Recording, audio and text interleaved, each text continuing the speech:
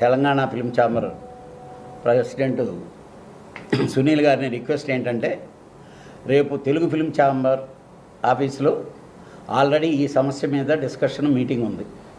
రేపు అందరూ వీళ్ళు కూడా పార్టిసిపేట్ చేస్తున్నారు.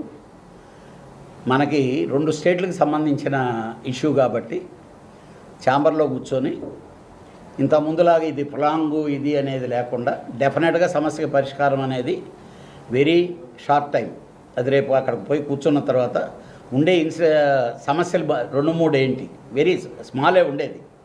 ఎక్కడ ఆగాలి, ఎక్కడ తెలియాలి, ఎవరికి నష్టం జరగకుండా షార్ట్అవుట్ చేయాలనే దానికి నేను రిక్వెస్ట్ చేశాం.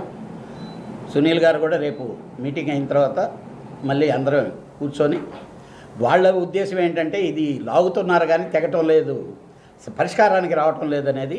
డెఫినెట్గా ఇప్పుడు దాకా జరిగింది అది తప్పే. గురువుగారు దాసనారాయణరావు గారు ఎప్పుడో 2011లోనే ఒక షీట్ తయారు చేశాం. దీని మీద పెద్ద కసరత్తు చేసి ఇలాంటివన్నీ ఆ షీట్లన్నీ ఉన్నాయి. మీ అందరికి కూడా ఆల్మోస్ట్ ఆల్ జర్నలిస్టుల దగ్గర ఆ షీట్లు, ఆ పర్సంటేజ్లు, ఆ సిస్టమ్లు ఏంటనేది. బిగినింగ్ ఏదైనా కూడా ఏంటంటే లాస్ట్ మినిట్లో ఇదనేది కాదు. వాళ్ళు ఆల్రెడీ 2 months నుంచి దీన్ని చెప్తా ఉన్నారు. సురేష్ బాబు ఆల్రెడీ అందుబాటులో ఊళ్ళో లేరు, ఆయన ఊటీలో ఉన్నారు.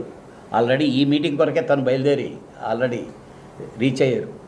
రేపు మార్నింగ్ 11 o'clock మాత్రం ఫస్ట్ స్టెప్ ఈ పరిష్కారానికి ఎక్కడి నుంచి ఎక్కడ వెల్లింగ్ చేయాలి, ఎక్కడ కట్ చేయాలి, ఏ విధంగా చేసి ఇద్దరికీ నష్టం లేకుండా చేయాలనే దాన్ని మాత్రం డెఫినెట్గా చేసి పర్సంటేజ్ సిస్టమ్ రావాల్సిందనేది వాస్తవం. ఎందుకంటే ఆల్ ఓవర్ ఇండియాలో ఈ 2 కర్ణాటకను మన తెలుగుకి తప్ప కర్ణాటకలో కూడా సగం లేదు, అన్ని స్టేట్లలోనూ ఉంది.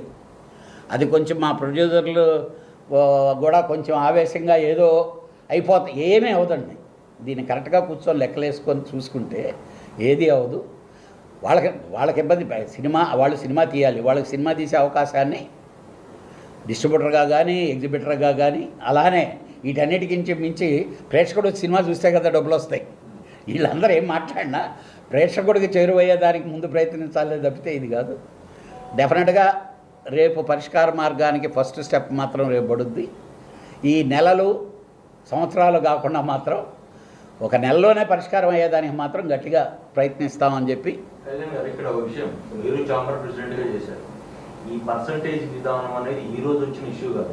దాసనారాయణరావు చిరకాల కోరిక అప్పటి నుంచి ఇప్పటి వరకు ఉంది. ఇప్పటి వరకు ఇది ఎప్పుడైనా ఛాంబర్లో మినిట్స్లో ఉందండి.